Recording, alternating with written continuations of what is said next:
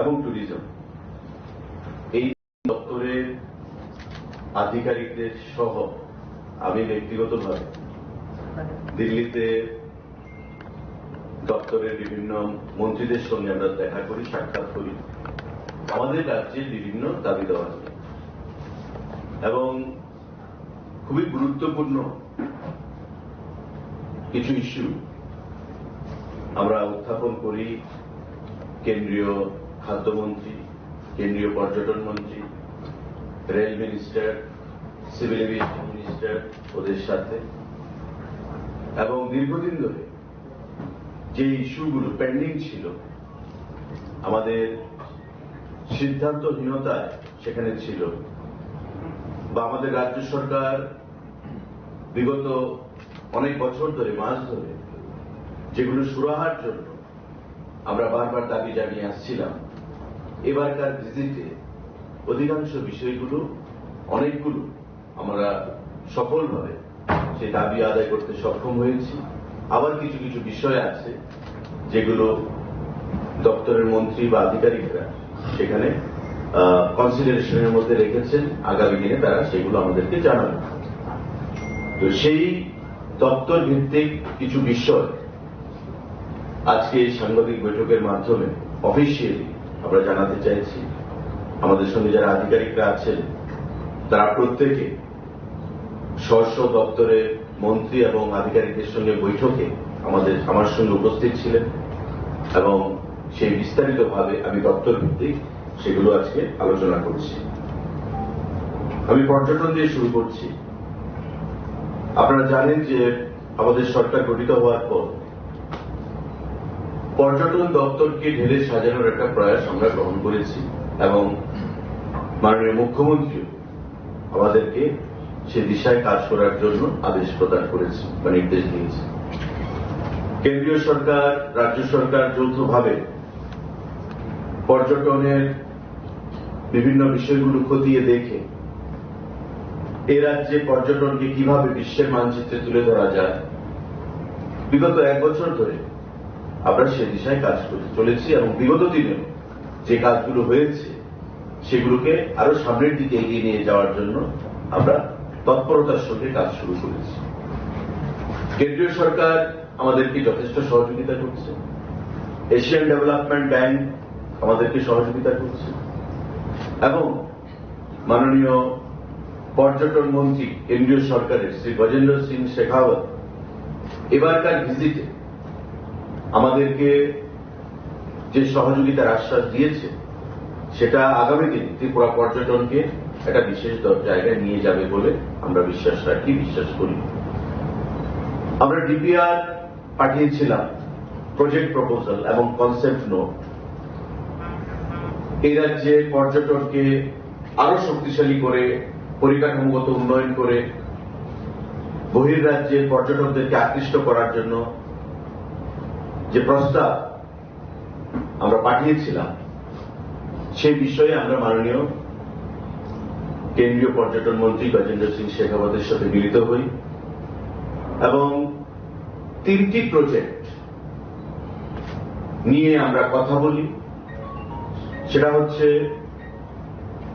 উত্তর জেলার জামপুই, যে জামপুই আমাদের ত্রিপুরা রাজ্যের একমাত্র হিল স্টেশন, সেখানে একটা অপরিসীম পর্যটকদেরকে আকৃষ্ট করার সেখানে সমস্ত ধরনের সুযোগ রয়েছে, সুবিধা রয়েছে।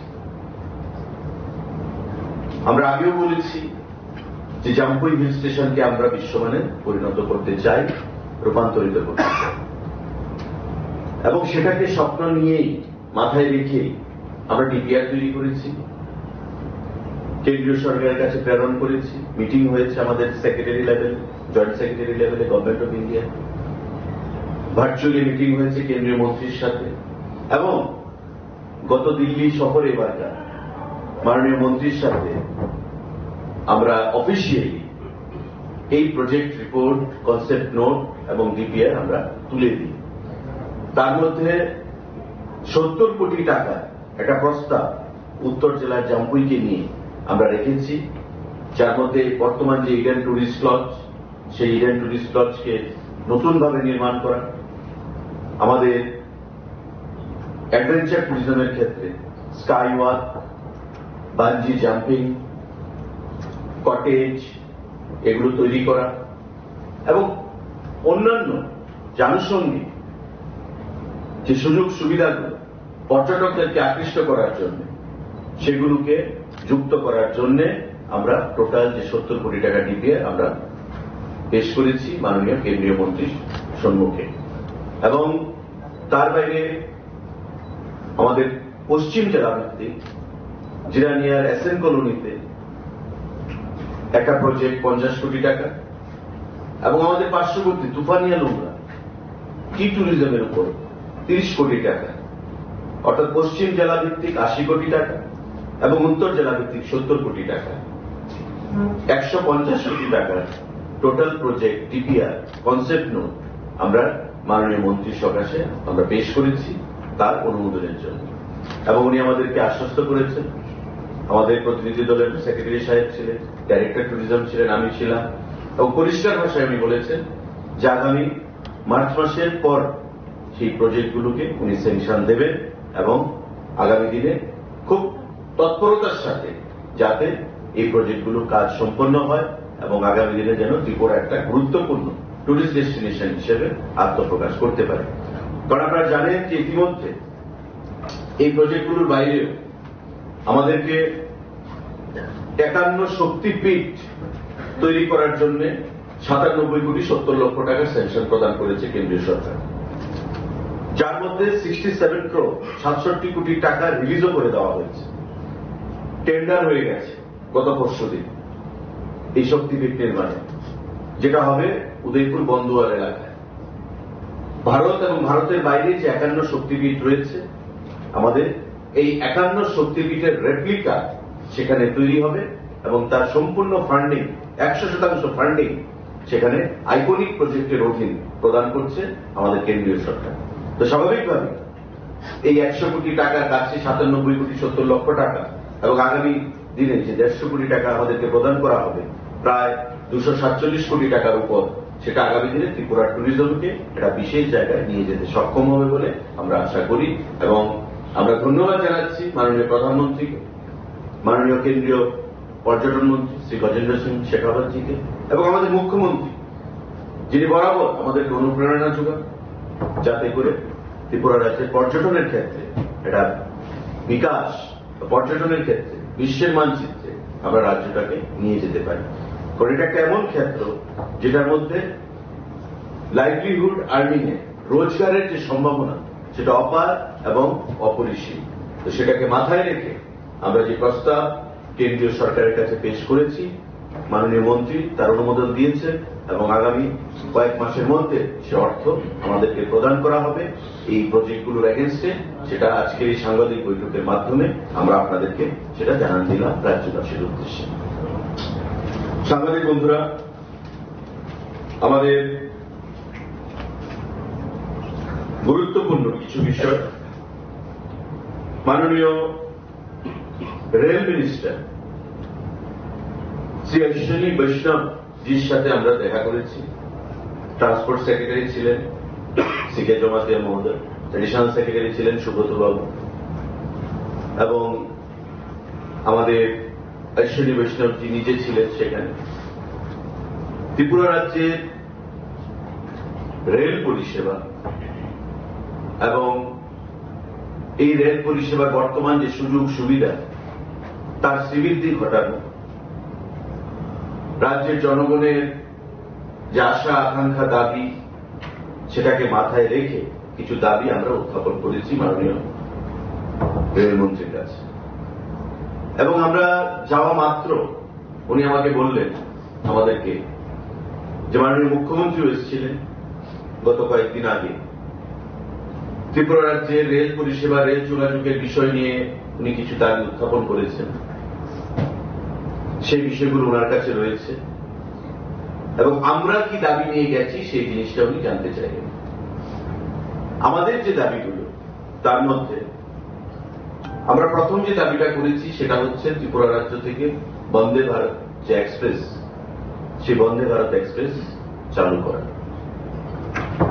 কারণ আমরা দেখেছি বন্দে ভারত এক্সপ্রেস ইতিমধ্যে ভারতীয় রেল পরিষেবার মধ্যে একটা বৈপ্লবিক সিদ্ধান্ত এবং অনেক জনপ্রিয়তা অর্জন করেছে।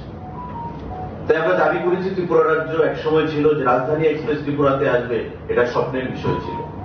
কাঞ্চনজঙ্ঘা আসবে, এটা স্বপ্নের বিষয় ছিল। আগরতলা পর্যন্ত রেল পর্যন্ত আসবে, স্বপ্নের বিষয় ছিল। এবার আগরতলা থেকে সাবরুমে রেল যাবে, এটা কেউ কল্পনা করতে পারে, কিন্তু আজকে সেটা হয়েছে। ত্রিপুরা রাজ্যে 14টার বেশি এক্সপ্রেস ট্রেন আমাদের চালু আছে। 5 থেকে 6টা আমাদের লোকাল ট্রেন সেখানে চালু রয়েছে। তাই বন্দে ভারত এক্সপ্রেস পরিষেবা আমরা ত্রিপুরা রাজ্যের মানুষ যেন গ্রহণ করতে পারি এবং সুযোগ সুবিধা গ্রহণ করতে পারি, সেটা আমরা দাবি জানিয়েছি। উনি সেটাকে যৌক্তিকতা স্বীকার করে সেটা নোট উনি গ্রহণ করেছেন। এবং কিভাবে, যেহেতু ত্রিপুরা রাজ্যের একটা বিশাল অংশ 2/3 অঞ্চল ফরেস্ট, উনি আমাকে বললেন যে ফরেস্টের একটা সমস্যা, তারপরেও কিভাবে সেটাকে অ্যাডজাস্টমেন্ট করা যায় আগামী দিনে আমার নজর থাকবে আগরতলা থেকে বন্দে ভারত পরিষেবা চালু করার জন্য। আমরা দাবি জানিয়েছি conversion of existing single line rail track into double line track.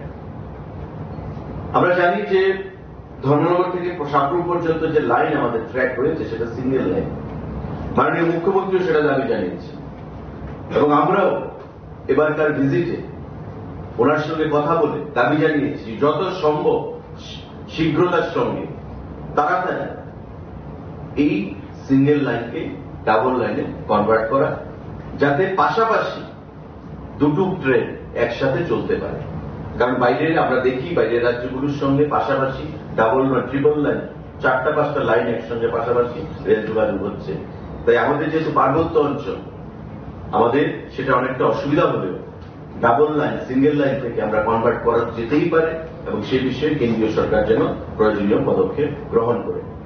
উনি যৌক্তিকতা স্বীকার করেছেন, সার্ভের কাজ চলছে এবং আগামী দিনে আমরা আশা করতে পারি যে ত্রিপুরা রাজ্যে অতি সত্বর যেটা আমরা দাবি করেছি সেটা একটা সঠিক সময়ে এই সিঙ্গেল লাইন ডাবল লাইনে সেটা কনভার্ট করা হবে।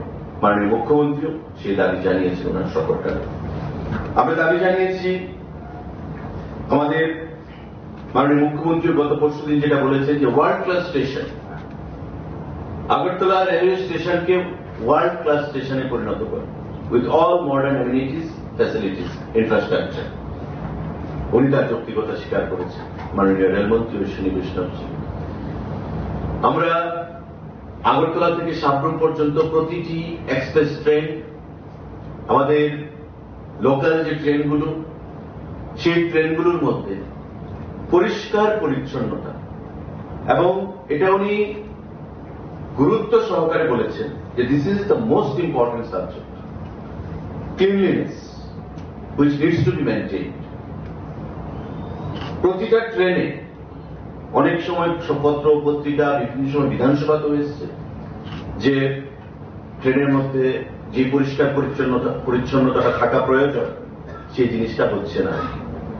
এবং আমরা যখন দাবি জানালাম, উনি সঙ্গে সঙ্গে NF railway, north east frontier railway GM কে ফোন করলেন এবং পরিষ্কার ভাষায় বললেন যে আগরতला से ये फीडबैक है कि क्लीनलीनेस ठीक नहीं है, आप देखिए 15 दिन में मैं आपसे और एक बार बात करूंगा, क्या अपडेट है, क्या प्रोग्रेस है। পরিষ্কার ভাষায় উনি जीएम एनएफ রেলওয়ে কে বললেন যে 15 দিনের মধ্যে আমি আপনাকে আবার বসবো, কথা বলবো। 15 দিনের মধ্যে আপনি আমাকে বলবেন যে কি অ্যাকশন হয়েছে। কারণ এটা আউটসোর্সিং এর মাধ্যমে প্রাইভেট কোন এজেন্সিকে এগুলো দেওয়া আছে, কারা সেই এজেন্সি, তাদের সাথে কথা বলে আগরতলা থেকে যতগুলো এক্সপ্রেস ট্রেন এবং লোকাল ট্রেন ছাড়া হয় প্রত্যেকটা ট্রেনে যেন পরিষ্কার পরিচ্ছন্নতা বজায় থাকে, সেগুলো যেন সঠিকভাবে মেনটেন করা হয়। পরিষ্কার ভাষায় উনি আমাদের সামনে এনএফ রেলওয়ে जीएम কে সে নির্দেশ প্রদান করেছেন। সাংবাদিক বন্ধুরা, আপনারা জানেন যে আমাদের পার্শ্ববর্তী শেখেরকোটে IOCL দ্বারা, ইন্ডিয়ান অয়েল কর্পোরেশন দ্বারা একটা ডিপো তৈরি হচ্ছে, যেখানে আমরা পেট্রোল এবং ডিজেলের স্টক রাখব। কারণ আমরা প্রতিবারই বর্ষার সময় বিশেষ করে আমরা দেখতে পাই, বৃষ্টি যখন শুরু হয়, তুফান বৃষ্টি, রাস্তার সেখানে ডিরেলমেন্ট হয়, রাস্তার ক্ষতি হয় বা ল্যান্ডস্লাইড হয়। ল্যান্ডস্লাইডে পাহাড় ভেঙে যখন রাস্তায় পরে মাটি, কাদলো মাটি, বা সেখানে গাড়ি আসতে অসুবিধা হয়, ট্যাঙ্কারগুলো আসতে অসুবিধা হয়, বা রেলের যখন ট্র্যাকের ডিরেলমেন্ট হয় তখন রেলগাড়ি আসতে অসুবিধা হয়, আবার আসতে পারে না। এতে করে একটা ডিসরাপশন ওয়েল পেট্রোল এবং ডিজেল সাপ্লাই আমরা দেখেছি 10 দিন, 15 দিন, কখনো 1 মাস এই জিনিসগুলো হয়ে থাকে। এবং আগরতলা এবং সারা রাজ্যে পেট্রোল এবং ডিজেলের একটা বিশাল ক্রাইসিস তৈরি হয়, যেটা রেশনিং ব্যবস্থা আমরা চালু করি পেট্রোল পাম্পগুলোতে 100 টাকা 200 টাকার বেশি তেল দেওয়া যাবে না, কিন্তু তাতেও সেই পরিস্থিতি আমরা মোকাবিলা করতে আমাদের অসুবিধা হয় রাজ্য সরকারের কাছে। সেকেন্ড কোটের সেই ডিপোর কাজটা চলছে, 70% উপর কাজ সম্পন্ন হয়ে গেছে। আইওসিএল সেই কাজটা করছে, কিন্তু তাতে রেলের একটা পার্ট প্রায় 1.5 থেকে 2 কিলোমিটারের মতো রয়েছে, যেটা খুব ধীরগতিতে চলছে। কারণ রেল যখন আসবে, ডিপোর সঙ্গে যদি ডাইরেক্ট রেল না ঢুকতে পারে তবে সমস্যা হয়ে যাবে। তাই ডাইরেক্ট ডিপোর সঙ্গে রেলের কানেক্টিভিটিটার কাজ যেন খুব ধীরগতিতে যেটা চলছে, এটা কাজটা যেন ত্বরান্বিত করা হয়, সেই দাবি আমরা করেছি। কারণ আমরা চাইছি খুব শীঘ্রই এই আইওসিএল এর ডিপোর যে কাজটা সেটা সম্পন্ন করতে। কারণ বর্তমানে আমাদের ধর্মনগরে শুধু একটা ডিপো রয়েছে, যেখান থেকে সারা রাজ্যে পেট্রোল এবং ডিজেল ট্যাঙ্কারের মাধ্যমে সাপ্লাই করা হয়। ধর্মনগর যদি কোনো সমস্যা হয়, বা আসাম-আগরতলা রোডে কোনো সমস্যা হলো, বা ধর্মনগরের পরে 18 মোড়া, বড়মোড়া, লংতরাইদেরি, তাতে কোনো যদি সমস্যা হয় রাস্তাঘাটে, তবে কিন্তু আমরা আগরতলা ডিসকানেক্ট হয়ে যায় বাকি রাজ্যের সঙ্গে, মানে অঞ্চলগুলোর সঙ্গে পেট্রোল এবং ডিজেলের সাপ্লাই নিয়ে বিশাল অসুবিধার আমাদের মধ্যে পড়তে হয়। তাই আমরা বাফার স্টক যাতে 3 থেকে 4 মাসের রাখতে পারি এই সেকেন্ড কোটের ডিপোতে, সে দিশায় আইওসিএল কাজ করছে। রেনি সিজনের জন্য কোনো অসুবিধার সম্মুখীন হতে না হয় আইওসিএল সেই ডিপোটা তৈরি করছে, কিন্তু রেলের যে পার্টের কাজটা রয়েছে সেটা ধীরগতিতে চলছিল। তাকে এক্সপেডিট করার জন্য, স্পিড আপ করার জন্য আমরা দাবি জানিয়েছি। উনি তৎসঙ্গে ওনার অফিসারকে সেটা নির্দেশ দিয়েছেন, এবং এই কাজ যেন ত্বরান্বিত করা হয়, টাইমলি যেন কাজ সম্পূর্ণ হয়, সেই জন্যই উনি ওনার অফিসারদেরকে নির্দেশ প্রদান করেছেন। আমরা তার প্রতি কৃতজ্ঞতা জানাই, এবং আমরা বিশ্বাস করি যে রেলওয়ে কর্তৃপক্ষ থেকে এই কাজটা সঠিক সময়ের আগেই সেটা সম্পূর্ণ করা হবে। সাংবাদিক বন্ধুরা, আমাদের আরেকটা দাবি ছিল Agartala Guwahati intercity train service. Agartala এবং গুয়াহাটির মধ্যে train service, intercity train service facility আমরা আমাদের দাবির মধ্যে সেটাকে উত্থাপন করেছি, এবং আগরতলা জম্মু, আগরতলা পুরী এবং আগরতলা গয়া এক্সপ্রেস যেন চালু করা হয়, সেই দাবি আমরা মাননীয় রেলমন্ত্রী শ্রী বৈষ্ণবজির কাছে আমরা প্রদান করেছি। আরেকটা গুরুত্বপূর্ণ দাবি যেটা আমরা রেখেছি, এটা অনেকেই আমার কাছে ব্যক্তিগতভাবে দাবি করেছেন ট্রান্সপোর্ট মিনিস্টার হিসেবে, রেল বিষয়ে arrangement for stoppage of Kanchenjunga express at Belonia, Teliamura and Manu railway station. Kanchenjunga stoppage সব জায়গায় দেন, তাই তাদের একটা দাবি দীর্ঘদিন ধরে আমাকে অনেকে ডিও লেটারও দিয়েছেন যে বেলোনিয়া স্টেশনে কাঞ্চনজঙ্ঘার একটা স্টপেজ দেওয়া হোক 5 মিনিটের হলে, তেলিয়ামুড়া স্টেশনে কাঞ্চনজঙ্ঘার একটা স্টপেজ দেওয়া হোক, এবং মনু রেলওয়ে স্টেশনে কাঞ্চনজঙ্ঘার একটা স্টপেজ দেওয়া হোক। সেই দাবি আমরা মেমোরেন্ডাম আকারে মাননীয় রেলমন্ত্রীর কাছে রেখেছি, এবং উনি যত্ন সহকারে আমাদের এই দাবিগুলো নোট নিয়েছেন। তৎক্ষণাৎ কিছু আধিকারিককে নির্দেশ প্রদান করেছেন কিছু কিছু বিষয়ের উপর, আর বাকি দাবিগুলো উনি বলেছেন যে মাননীয় মুখ্যমন্ত্রী যেগুলো দাবি পেশ করেছেন সেগুলো এবং আমাদের দাবি মিলিয়ে উনি কম্পাইল করে আগামী দিনে প্রয়োজনীয় পদক্ষেপ গ্রহণ করবেন। আমরা বিশ্বাস করি যে আগামী দিনে মাননীয় রেলমন্ত্রী, মাননীয় মুখ্যমন্ত্রী এবং আমাদের তরফ থেকে যে দাবি উত্থাপন করা হয়েছে মাননীয় মন্ত্রীর কাছে, সেগুলোর উপর কাজ হবে, এবং রাজ্যের রেল পরিষেবার ক্ষেত্রে একটা নতুন দিগন্তে আমাদের সূচনা হবে আগামী দিনগুলো। সাংবাদিক বন্ধুরা, আমাদের আরেকটা দাবি আমরা রেখেছি, updates on the electrification of the Badarpur-Agartala route and plans for the introduction of electric passenger trains in Tripura. Badarpur এবং আগরতলার যে রুট ট্রেনের তার সম্পূর্ণ ইলেকট্রিফিকেশন, তার কাজ কতটুকু হয়েছে তার আপডেট আমরা চেয়েছি এবং আগামী দিনে প্যাসেঞ্জার ট্রেনের ইলেকট্রিক ভাবে আমরা করতে পারি সেই দিশায় যেন আমাদেরকে সেখানে দেওয়া হয়, সুযোগ দেওয়া হয় বা দপ্তর যেন সেই দিশায় কাজ করে সে বিষয়ে আমরা দাবি উত্থাপন করেছি। অর্থাৎ টোটাল লাইনটাকে ইলেকট্রিফিকেশনের মাধ্যমে এনে সেটা যেন আগামী দিনে আরো রেলের যে স্পিড সেটাকে ত্বরান্বিত করা হয়। যদিও সেটা সার্ভে চলছে, ট্রায়াল রান চলছে, সেগুলোর উপর কাজ হচ্ছে, কিন্তু তারপরেও আমরা সেই দাবিগুলো রেখেছি যাতে আগামী দিনে রাজ্যের মানুষের রেল পরিষেবার ক্ষেত্রে একটা বিশেষ সুযোগ তারা গ্রহণ করতে পারে। সাংবাদিক বন্ধুরা, রেলমন্ত্রীর সঙ্গে সাক্ষাতের পর আমরা মাননীয় খাদ্য দপ্তরের মন্ত্রী প্রহ্লাদ যোশীজি, ওনার সঙ্গে আমরা সাক্ষাৎ করেছি এবং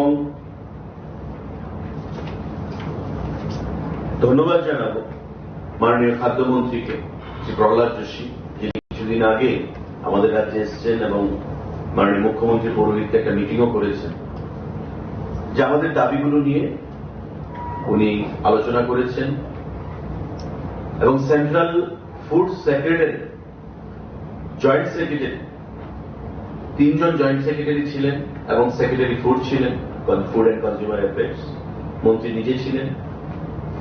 আমাদের তরফ থেকে আমি ছিলাম মন্ত্রী হিসেবে, আমার স্পেশাল সেক্রেটারি ফুডের দেবপ্রিয় বর্ধন মহাশয় ছিলেন এবং ডাইরেক্টর ফুড সুমিত মহাশয় ছিলেন। আমরা যে দাবিগুলো পেশ করেছি সেই দাবিগুলো দীর্ঘদিন ধরে কিছু পেন্ডিং ইস্যুস আমাদের ছিল 2021 সাল থেকে, যেগুলো অ্যাড্রেস করা হয়নি। তার মধ্যে 53 কোটি 17 লক্ষ টাকা আমাদের রিইম্বার্সমেন্ট বা সাবসিডি, এই টাকাগুলো খাদ্য দপ্তরের পেন্ডিং ছিল গভর্নমেন্ট অফ ইন্ডিয়ার কাছে। ট্রান্সপোর্টেশন চার্জ, আমাদের বিভিন্ন যে খরচগুলো ফুড দপ্তর থেকে আমরা করে থাকি, সেই খরচগুলো কোনো কোনো জিনিস 70% কেন্দ্রীয় সরকার দিচ্ছে, 30% আমাদের দিতে হচ্ছে। আবার কোনো কোনো জিনিস 75% দিচ্ছে, 25% আমাদের দিতে হচ্ছে। তো এমন সমস্ত কিছু মিলিয়ে 2021-22, 2022-23, 2022-23-24 এবং ইয়ার ওয়াইজ অনেক অর্থ, টোটাল যে ধরুন 21-22-এ টোটাল আমরা ক্লেম করেছি 35 কোটি 22 লক্ষ টাকা, আমাদেরকে দেওয়া হয়েছে মাত্র 15 কোটি 34 লক্ষ টাকা। 19 কোটি 88 লক্ষ টাকা পেন্ডিং ছিল, যা দেওয়া হচ্ছিল। 2022-23-এ আমাদের টোটাল ক্লেম ছিল 28 কোটি 12 লক্ষ টাকা, তার মধ্যে 21 কোটি টাকা দেওয়া হয়েছে, 6 কোটি টাকার উপর পেন্ডিং ছিল, দেওয়া হচ্ছিল না। আমাদের 21-22-এ এনএফএস এর রেগুলার এনএফএস এর স্কিমের এগেনস্টে 31 কোটি 47 লক্ষ টাকা আমাদের ক্লেম ছিল, 22 কোটি টাকা আমাদেরকে দিয়েছে, 9 কোটি 46 লক্ষ টাকা পেন্ডিং ছিল। এবং ইয়ার ওয়াইজ সিন্স 2021-22 ফিনান্সিয়াল ইয়ার আজ পর্যন্ত আমাদের 53 কোটি 17 লক্ষ টাকা আমরা কেন্দ্রীয় সরকার থেকে পাইনি, যেগুলো আমাদের দপ্তর থেকে প্রতিনিয়ত তাদেরকে রিমাইন্ডার দেওয়া হতো। তো বিভিন্ন জটিলতা, বিভিন্ন কোয়ারিজ, বিভিন্ন টেকনিক্যাল প্রবলেম, তার জন্য সেই টাকাগুলো আমাদের কাছে দেওয়া হয়নি। মাননীয় খাদ্যমন্ত্রী, কেন্দ্রীয় সরকার শ্রী প্রহ্লাদ যোশীকে আমরা হৃদয়ের অন্তঃস্থল থেকে ধন্যবাদ জানাচ্ছি যে আমাদের সেক্রেটারি এবং আমাদের ডাইরেক্টর যখন আমরা গেলাম, উনি কতটুকু সিরিয়াসলি ব্যাপারটা গ্রহণ করেছেন। উনি ওনার সেক্রেটারিকে এবং আরো 3 জন জয়েন্ট সেক্রেটারির টিম উনি বসিয়ে আমাদের মেমোরেন্ডাম গ্রহণ করেছেন এবং পয়েন্ট ওয়াইজ ডিসকাশন হয়েছে এবং সেক্রেটারিকে নির্দেশ দিয়েছেন। সেক্রেটারি পরিষ্কার ভাষায় বলেছেন, food secretary government of India, যে আগামী কিছুদিনের মধ্যে আমাদের এই 53 কোটি 17 লক্ষ টাকা আমাদের অ্যাকাউন্টে দিয়ে দেওয়া হবে। কিছু কোয়ারিজ ছিল, it has been replied by our department, food and civil supplies department. Now they are satisfied. Very shortly the entire amount will be transmitted to our account, যেটা বিগত 5-6 বছর ধরে আনরিজলভ ছিল, আনএড্রেস ছিল। সেই বিষয়টা আমরা এবারকার সফরে মাননীয় স্পেশাল সেক্রেটারি ফুড এবং ডাইরেক্টর ফুডকে নিয়ে আমরা ওনার সঙ্গে মিট করেছি মন্ত্রী এবং আধিকারিকদের উপস্থিতিতে। সেই বিষয়টা আমরা একটা সমাপ্ত করতে পেরেছি। এই 53 কোটি টাকা আমাদের খাদ্য দপ্তরের অ্যাকাউন্টে খুব শীঘ্রই চলে আসবে। আরেকটা খুশির খবর, আমরা দাবি জানিয়েছি যে setting up of food corporation of India regional office at Agartala, FCI regional office আগরতলায় করার জন্য আমরা দাবি জানিয়েছি আমাদের মেমোরান্ডামে। মাননীয় মন্ত্রী তৎক্ষণাৎ সেক্রেটারিকে বললেন, সেক্রেটারি এগ্রি করলেন এবং মন্ত্রী নিজে বললেন যে मैं खुद जाके उसका उद्घाटन करूंगा। আমাদের আগরতলাকে, ত্রিপুরাতে আগরতলাতে food corporation of India regional office হবে, তার জন্য জায়গা চাওয়া হচ্ছে আমাদের কাছে। আমরা বলেছি যে আপনার অফিসিয়ালি আমাদেরকে রিটেন দিন কতটুকু জায়গা লাগবে। মাননীয় মুখ্যমন্ত্রীর সাথে কথা বলে আমরা সেই জায়গা এফসিআই কে দেব এবং সেই জায়গায় এফসিআই রিজিয়নাল অফিস আমাদের ত্রিপুরা রাজ্যে তৈরি হবে। এটা আমাদের এবারকার দিল্লি শহরে এটা বিশেষ পাওনা, বাড়তি পাওনা, যে আমাদের food corporation of India regional office আগরতলাতে রয়েছে। সাংবাদিক বন্ধুরা, একটা গুরুত্বপূর্ণ বিষয়, আমরা দীর্ঘদিন ধরে যে রেশন শপগুলো রয়েছে সেই রেশন শপগুলো আপনারা জানেন যে ডিজিটাইজেশন হয়ে গেছে, ই পজ মেশিন বসেছে এবং সেখানে যে ই পজ মেশিনগুলো বসেছে আমাদের বিভিন্ন যারা ভোক্তারা আছেন তাদেরকে আমরা বারবার বলেছি যে আপনাদের কেওয়াইসি আপনারা সেখানে সম্পন্ন করুন। কিন্তু দেখা যাচ্ছে অনেক সময় ভোক্তারা বাইরে থাকেন বা বাড়ির যতজন সদস্যরা আছেন, 6 জন সদস্য থাকলে 2 জন বা 3 জন কেওয়াইসি করাচ্ছেন, বাকিরা করাচ্ছেন না। এতে করে আমাদের যে ডিজিটাইজেশন যে প্রসেসটা সেটা সম্পূর্ণভাবে আমরা কমপ্লিট করতে পারছি না। এবারকার মিটিং এ আমাদের কেন্দ্রীয় সরকার থেকে বলা হয়েছে যে এই প্রসেসটাকে সম্পূর্ণ করার জন্য এবং ই পজ মেশিনের সাথে আমাদের যে ওয়েইং মেশিন যেটা ইন্টিগ্রেশন করা হবে আগামী 2 থেকে 3 মাসের মধ্যে, তার টেন্ডারও হয়ে যাচ্ছে, তার জন্য আমাদেরকে বলা হয়েছে। এবং এটা যখন আমাদের হয়ে যাবে, ই পজ মেশিন ওয়েইং মেশিনের সঙ্গে যখন ইন্টিগ্রেশনটা হয়ে যাবে, তখন আমাদের ফেয়ার প্রাইস শপের যে রেশন শপ যে ডিলাররা রয়েছেন সেই ডিলারদের যে মার্জিনটা, কমিশনটা, সেটাও বৃদ্ধি পাবে। ডিলার ভাইরা দীর্ঘদিন ধরে আমাদের দাবি জানিয়ে আসছে যে তাদের কমিশনটা বৃদ্ধি করার জন্য, কিন্তু এখনকার ডিজিটাইজেশন সিস্টেমের মধ্যে এই জিনিসটা করা যাচ্ছিল না। আমরা আশা করছি যে সারা দেশে 180 টাকা করে তারা কমিশন পাচ্ছে পার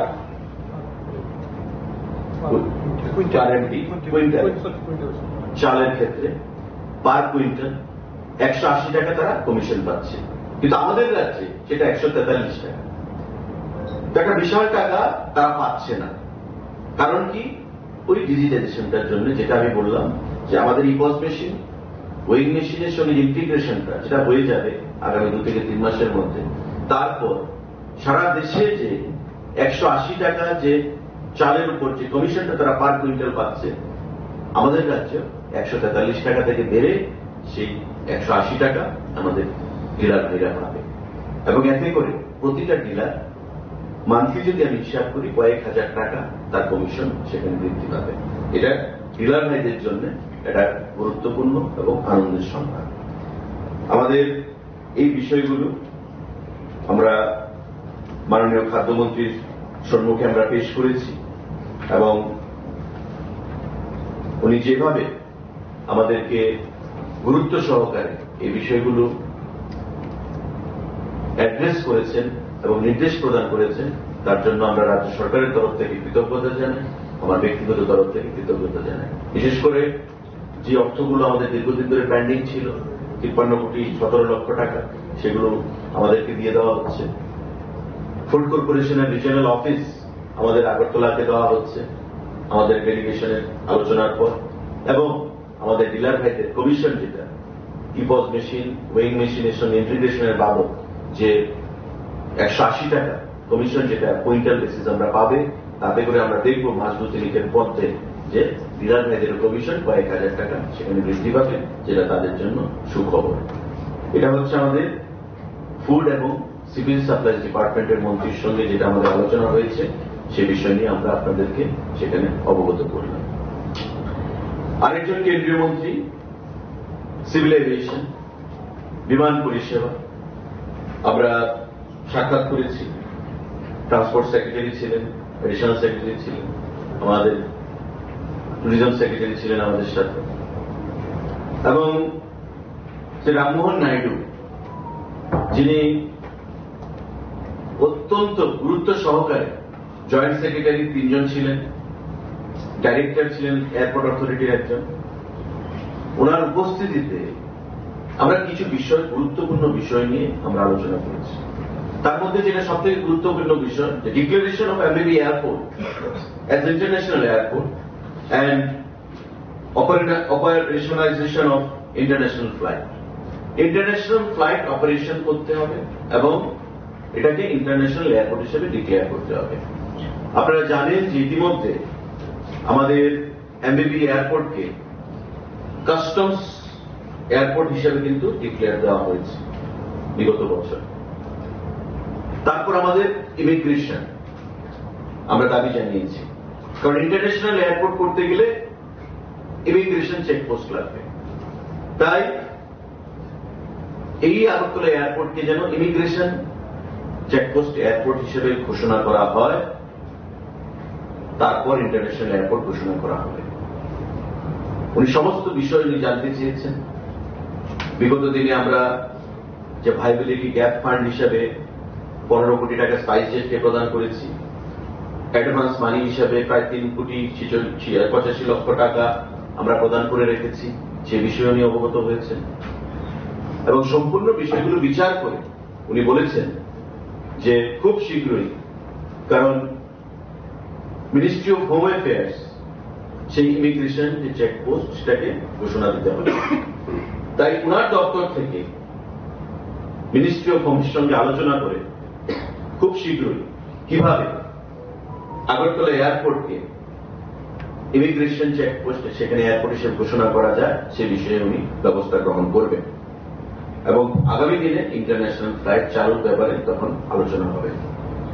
আমাদের কৈলাসহর এয়ারপোর্ট যেটা দীর্ঘদিন ধরে পরিত্যক্ত অবস্থায় রয়েছে, সবচেয়ে আনন্দের বিষয় হচ্ছে সমস্ত বিষয় উনি জানতে চেয়েছেন, কারণ কৈলাসহর এয়ারপোর্টে যদি আমরা আবার অপারেশন শুরু করতে চাই তবে সাউদার্ন পার্ট এবং নর্দার্ন পার্টে আমাদের ল্যান্ড একুইজিশন করতে হবে, তাতে করে কয়েকশো কোটি টাকা রাজ্য সরকারকে বহন করতে হবে, যেটা কেন্দ্রীয় সরকার করবে না।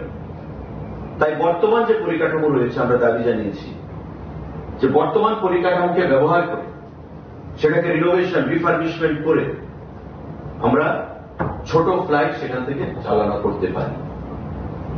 আলোচনা হয়েছে এবং উনি এই বাজেট সেশনের পর, যে বাজেট সেশন চলছে আমাদের লোকসভা, উনি ব্যক্তিগতভাবে সরজমিনে কৈলাসহর এয়ারপোর্টে পরিদর্শনে আসবেন এবং এসে কি পদক্ষেপ গ্রহণ করা যায় সে বিষয়ে উনি সিদ্ধান্ত জানাবেন। এই বাজেট সেশনের পর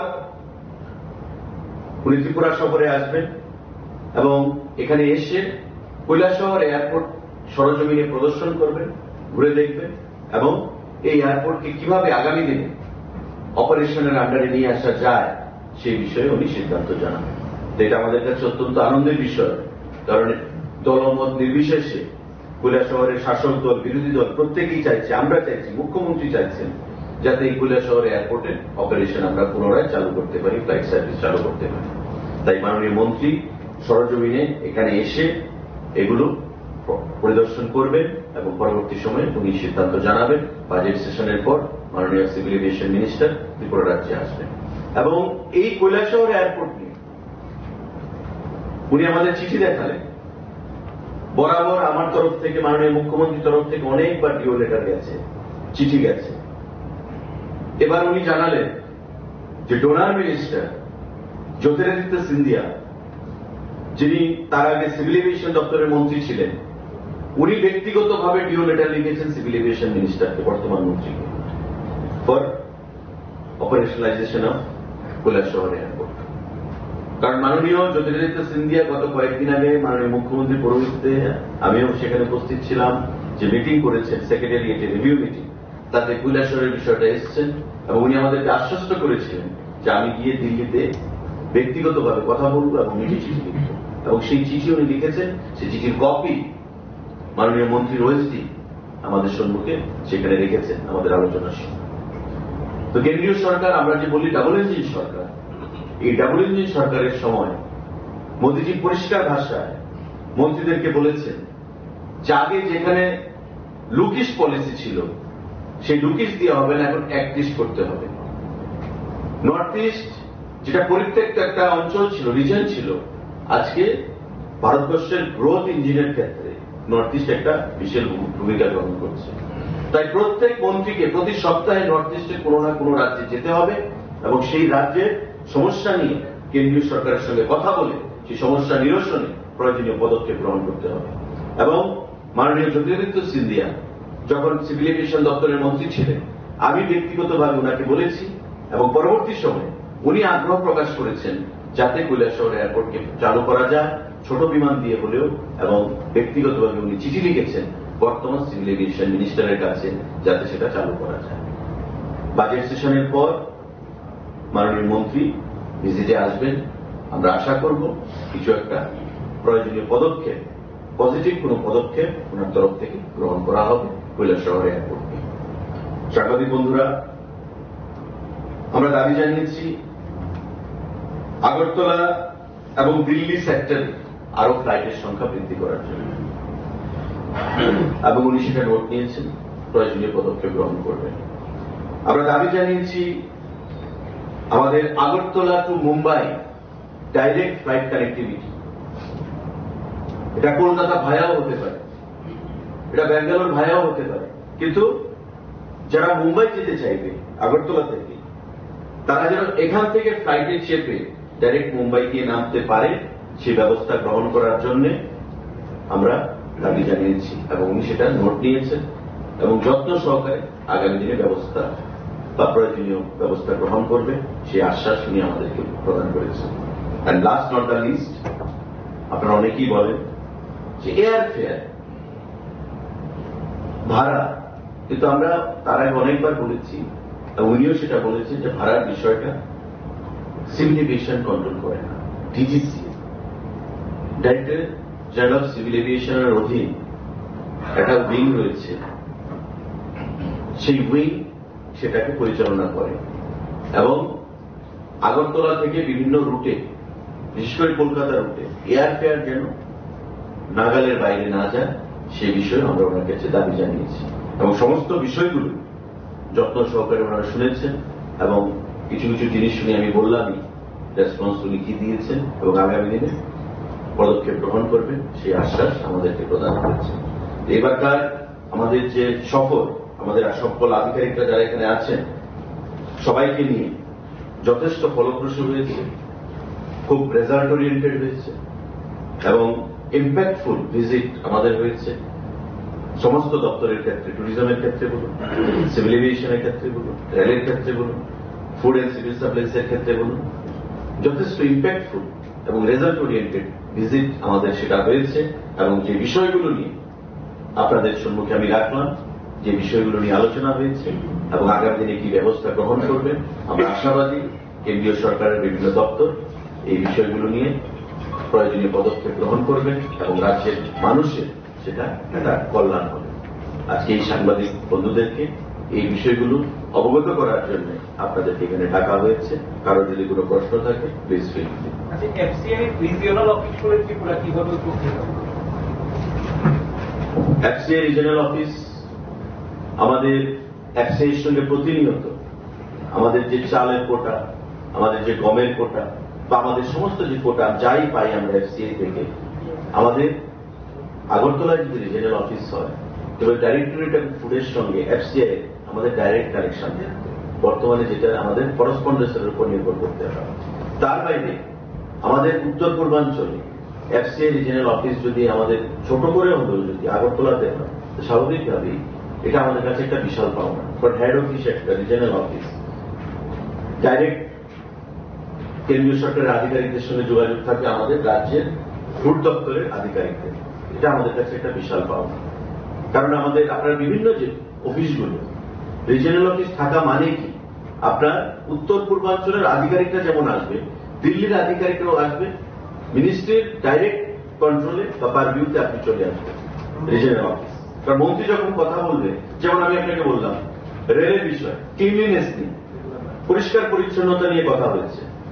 এনএফ রেলওয়ে গুয়াহাটির মালিগাঁওতে বসেন, ডাইরেক্ট এনএফ রেলওয়েকে मिनिस्टर साहब फोन पर हमारे सामने কথা বলে जैसा एक फीडबैक है अगरतला से जो ट्रेन आता है जाता है इसका क्लीनलीनेस ठीक नहीं है, उसका सफाई करना है। मैं 15 दिन में बैठूंगा आपके साथ, मुझे अपडेट चाहिए। ঠিক স্বাভাবিকভাবে আজকে গুয়াহাটির সঙ্গে কথা বলেছেন, ফুড দপ্তরে যখন কোনো বিষয় আসবে তখন রিজিয়নাল অফিসার আগরতলার সাথে কথা বলবে। তো সেদিক থেকে Agartala will be upgraded age N important centre when it comes to food and civil supplies department. তার বাইরে অনেক সুযোগ সুবিধা থাকবে। আর কোন প্রশ্ন সাংবাদিক বন্ধুরা? ট্যুরিজম নিয়ে একটু বিষয়টা বলে দিন। কোনটা? The other thing on tourism. Sir, you have visited and met the tourism minister. So, what is the latest update? And which are the sectors in which Jamui you are investing or you are trying to bring tourism develop in these sectors? The government of Tripura, after especially led by our government, has been given keen interest and emphasis in promoting tourism infrastructure in a holistic manner. And in connection of that, we have submitted various project reports to Government of India and Asian Development Bank also, and some infrastructure works have been going on in full swing.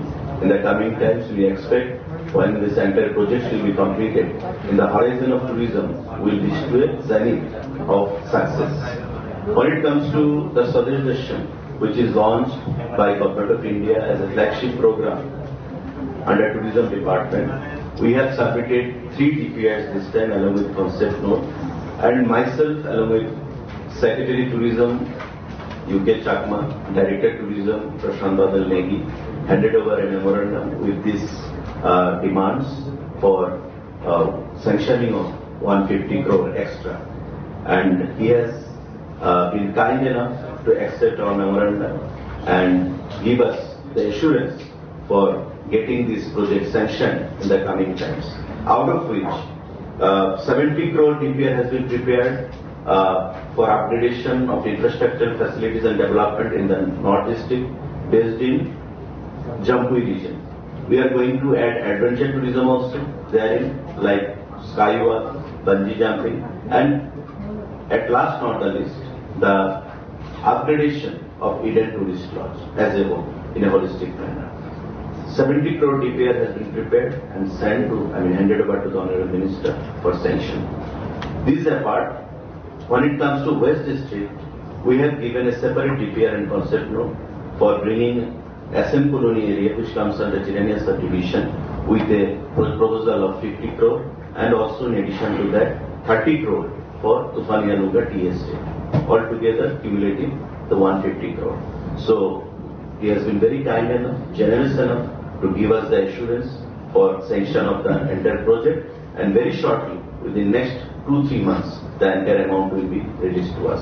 And before that also, if people are aware, tender has also been floated that for construction of or coming out with 51 Shakti Peeths, replica of 51 Shakti Peeth, they have sanctioned 97.70 crore, which is coming up at Banduar area under Udaipur subdivision. So in broad spectrum, in a holistic manner, the tourism of Tripura will be taken to the zenith of success in the coming times, and we believe that under the stewardship of our Honorable Prime Minister, our Tourism Minister Gajendra Singh, and also the visionary leadership of our Honorable Chief Minister Professor Dr. Manik Shah, will be able to achieve our goal in the coming times. Sorry. Tufania Luga.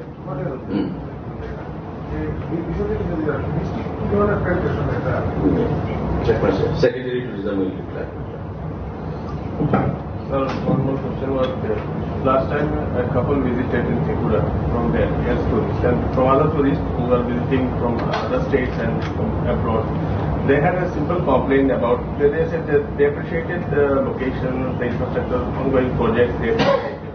But they had certain problems with the sanitization of ladies, especially on those spots where there is a space for trekking or for walking, wandering, kind of place given for wandering, like Koti, like Shibai Jala, Noka. So they had a big problem with ladies sanitization. So what measures are you going to take about it? Are you included in the... We are about to address these issues. It's not only you have raised these issues, on several occasions on the earlier times, the same matter has been taken up with us. And we have also taken up the matter very seriously, and Director Tourism has also been instructed for necessary action in the coming times. See, in one go you cannot solve all problems which are cropping up. But we have shown keen interest in bringing necessary solution, and I give you the assurance, the way I have depicted now, that in the coming times we are going to resolve all these matters, because these are basic amenities which requires to be given, Yes. fulfilled. So these are basic amenities, and we are committed in doing the same. Tripura tourism in 2 years of time will be taken to a new height. That is my conviction and commitment to the people of our state. Sir, has already footfall increased? Increased. Tourist footfall increased, and it is reflected in the revenue generation. You can easily understand. So we had a budget meeting today with the Honorable Finance Minister in presence of Secretary of Finance or Secretary of Tourism and other officials. The tourism budget has also been increased. So it is visible and tangible. Whatever is happening, everything can just see it through their own eyes. Yes. After question, please.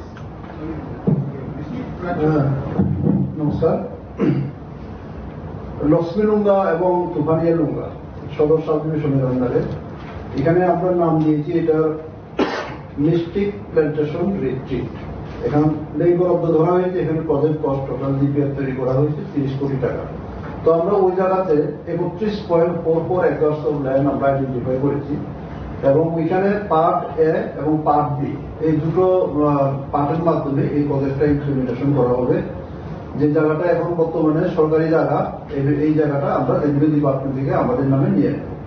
তো এই যে প্রজেক্টটা আছে, এই প্রজেক্টটার major component যেগুলি আমি করছি, part এ মানে সাইট এ যেটা আছে, দুটো পার্টে হবে। এখানে রাস্তা আছে, সাইট এতে থাকবে ইকো অ্যাডভেঞ্চার এক্সপিরিয়েন্স, যার মধ্যে আছে parking plaza, dirt kart track, trekking trails, retail outlet, garden cafe, outdoor seating, public plaza, central park, rock climbing, zip line, activity plaza, multipurpose tower.